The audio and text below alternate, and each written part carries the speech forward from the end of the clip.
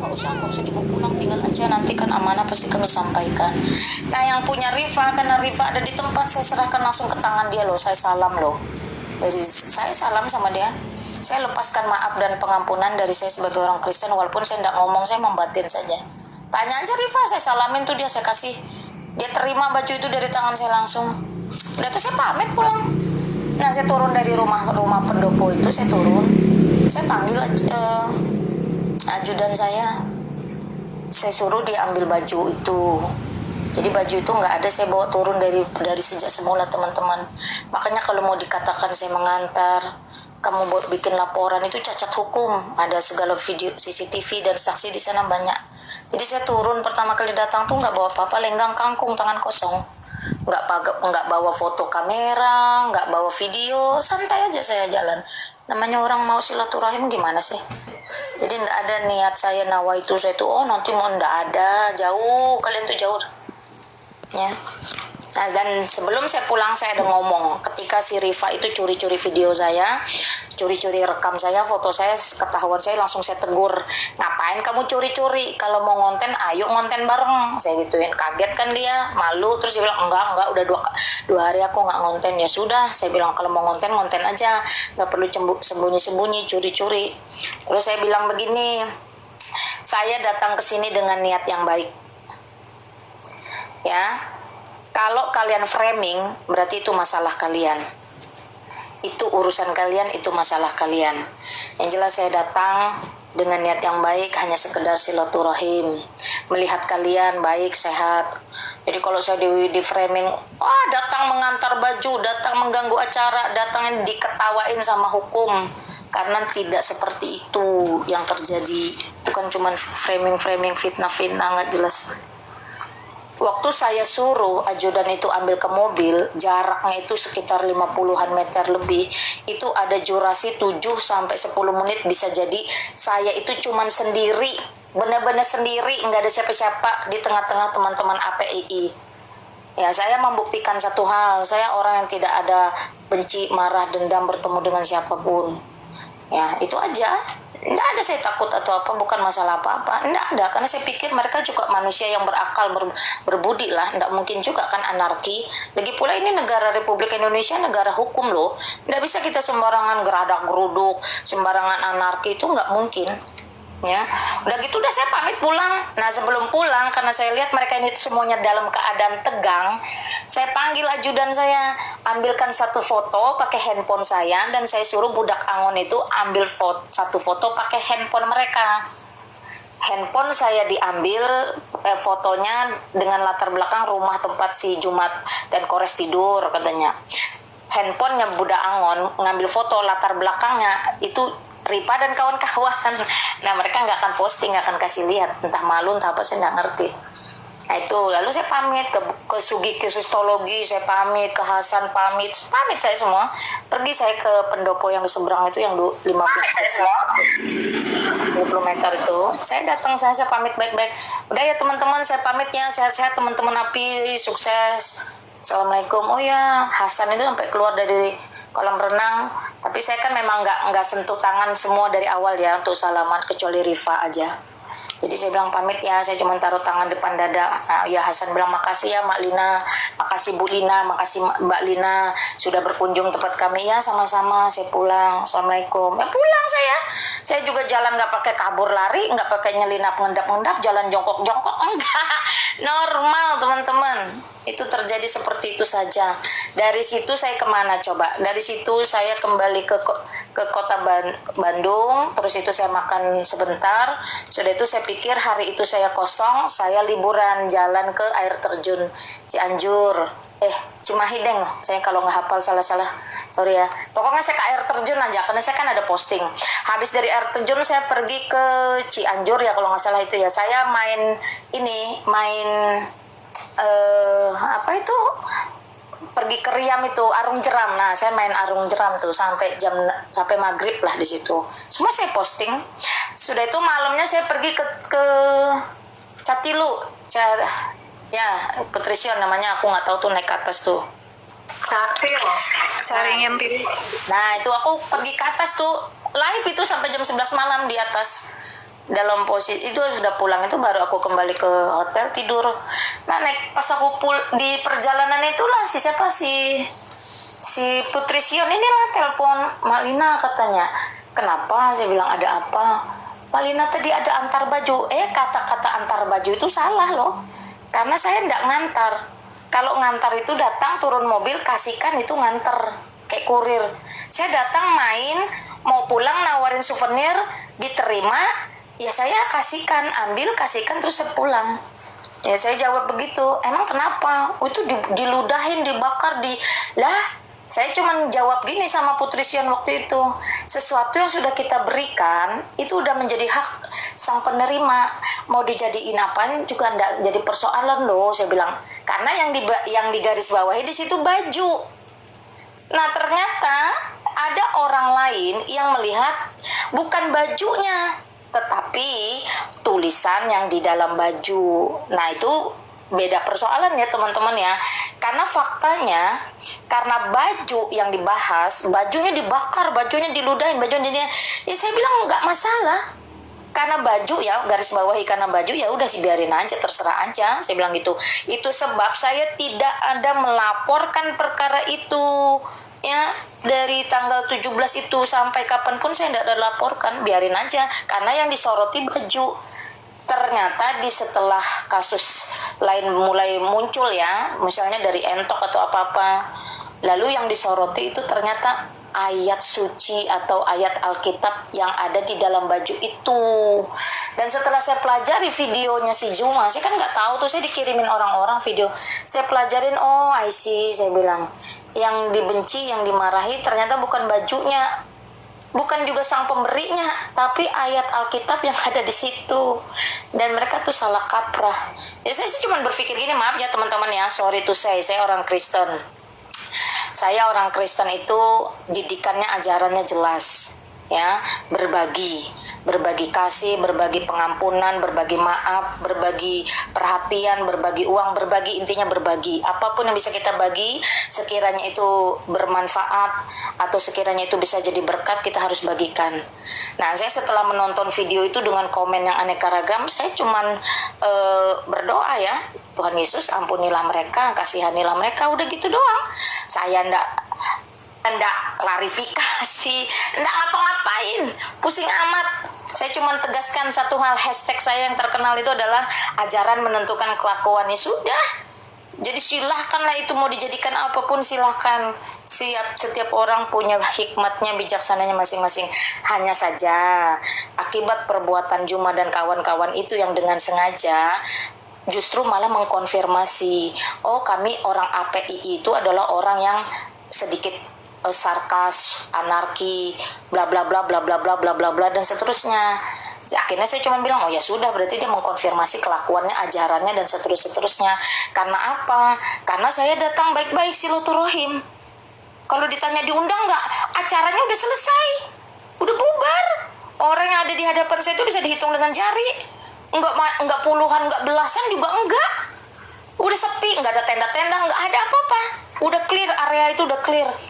Udah boleh terbuka untuk umum.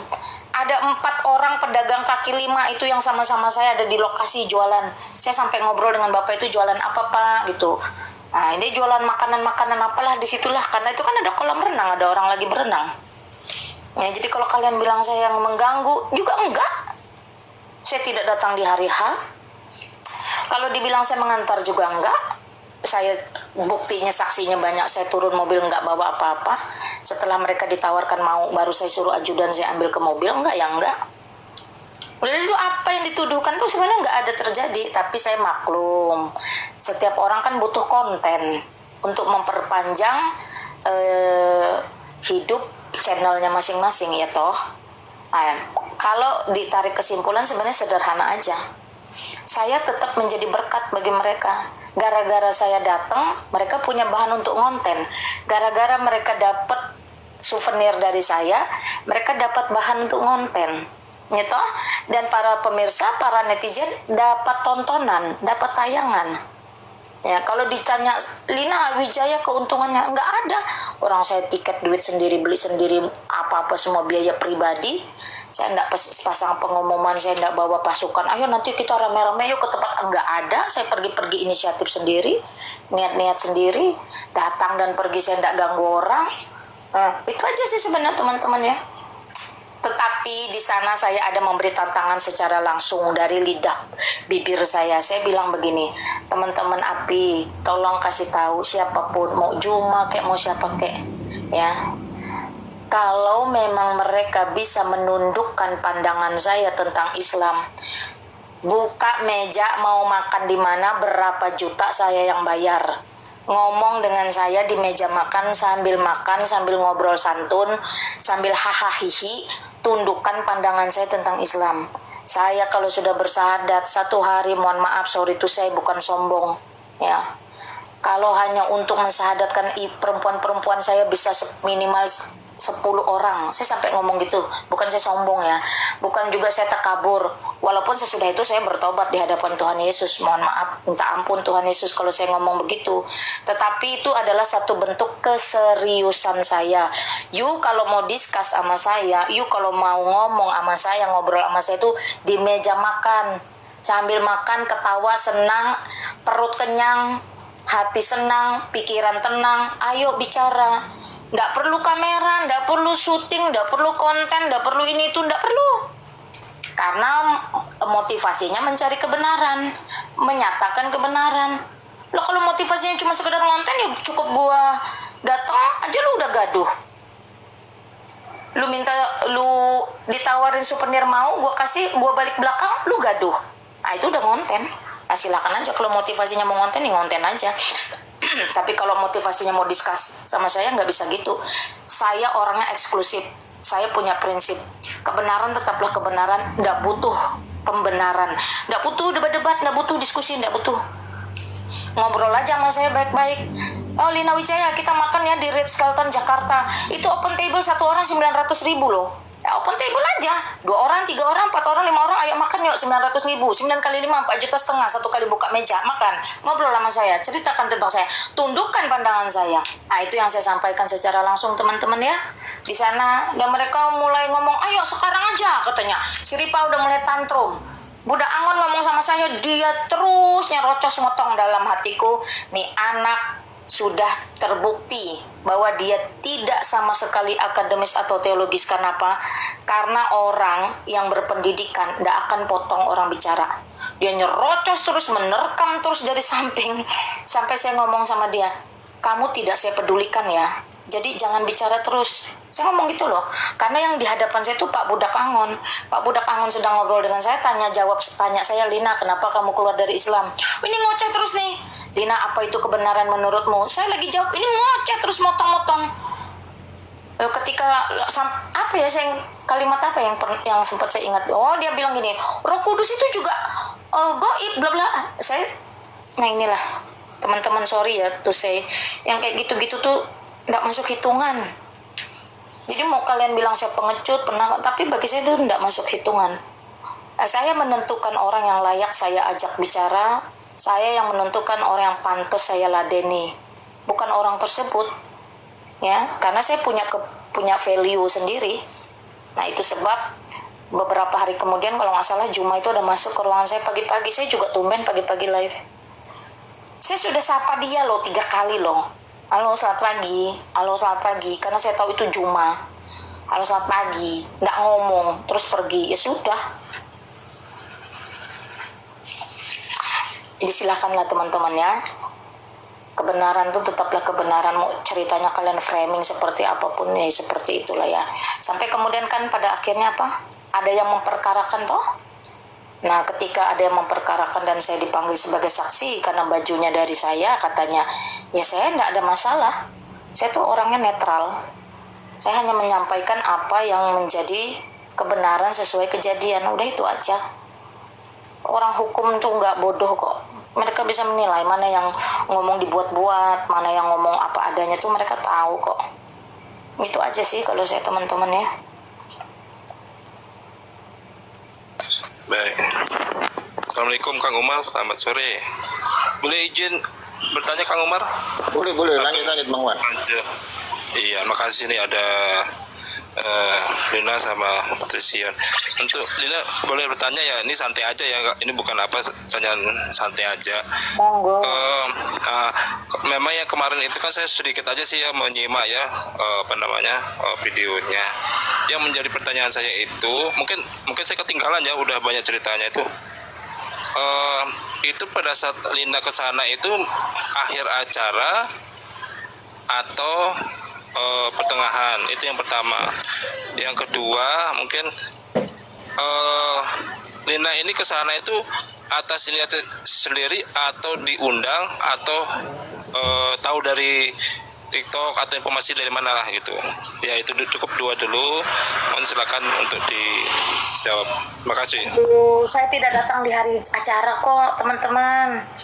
Acara itu tanggal 16. Tanggal 17 itu acara udah bubar, tenda aja nggak ada, udah sepi, pengunjung nggak ada, udah beda hari.